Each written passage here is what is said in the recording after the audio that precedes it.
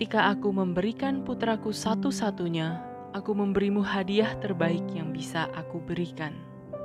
Roma 8 ayat 32. Ia yang tidak menyayangkan anaknya sendiri, tetapi yang menyerahkannya bagi kita semua. Bagaimanakah mungkin ia tidak mengaruniakan segala sesuatu kepada kita bersama-sama dengan Dia?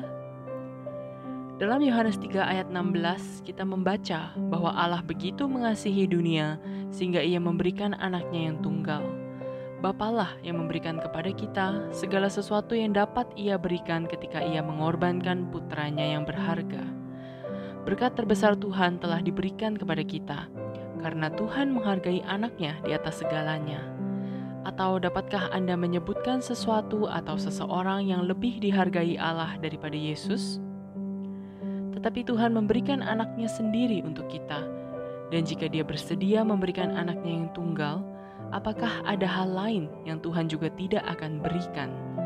Menurut Paulus, jika Allah telah memberikan hadiah yang terbesar dan paling berharga untuk keselamatan kita, mustahil jika Dia tidak memberi kita semua hal-hal kecil yang kita butuhkan setelahnya. Allah telah memberikan putranya, putra tunggalnya yang Ia kasihi, miliknya yang paling berharga, bahkan nyawanya sendiri. Mustahil untuk membayangkan bahwa Tuhan sudah memberi dengan cara seluar biasa ini dan kemudian membiarkan semuanya sia-sia.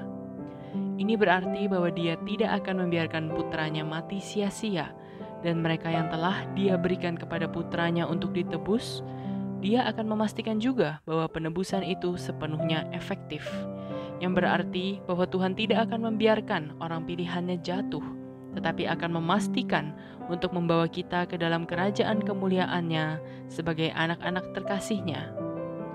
Bagaimana menerima berkat tersebut?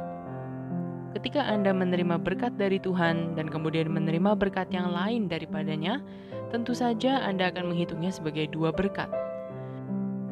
Tetapi berkat-berkat ini tidak dapat dihitung dalam angka numerik begitu.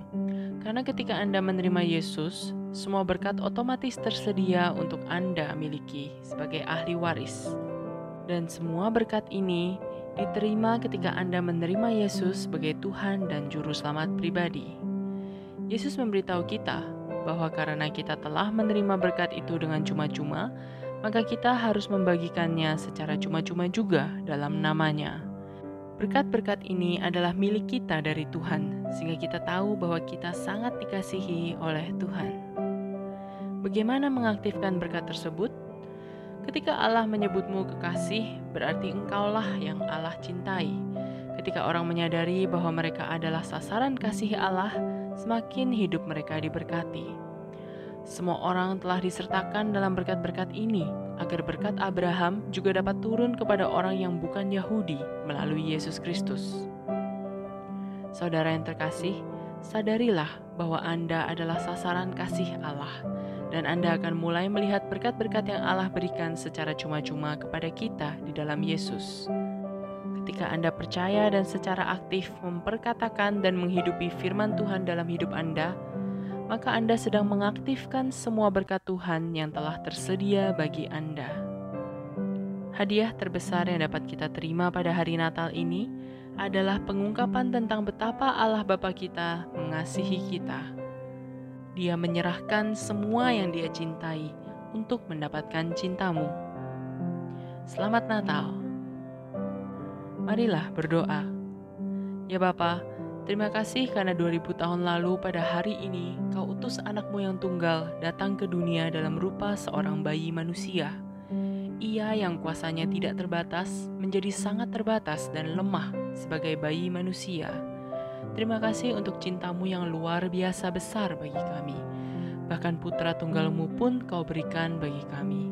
Semoga di hari Natal ini kami jadi semakin sadar akan kasih pengorbanan dan isi hati-Mu yang terdalam bagi kami. Dalam nama Yesus, kami berdoa.